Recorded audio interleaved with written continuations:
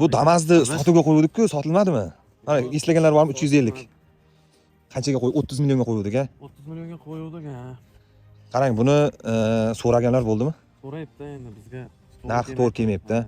Qarang, adash, buni nima muammosi bor? Ikkita muammosi bor edi. Motor qilish kerak. Buni motor qilish kerak, keyin metani yo'q edi, metan qo'yib yuborish kerak edi-da. Shunday. Buni narxini arzonroq ayting, Instagramga qo'yib yuboramiz. Buni bunday turmasdi, sotib yuborik. Biroz qo'ydik, sotib yuborik. Demaymiz. Xarajatlarga o'tib beramiz, mayli.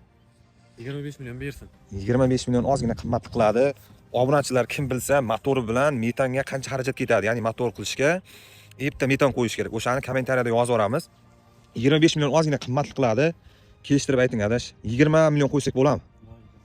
Qarang, bo'lmasa sizniki ham emas, bizniki ham emas. Mana shu Damas'ni 23 million so'm qo'yamiz. Bo'ladimi? Rozimisiz?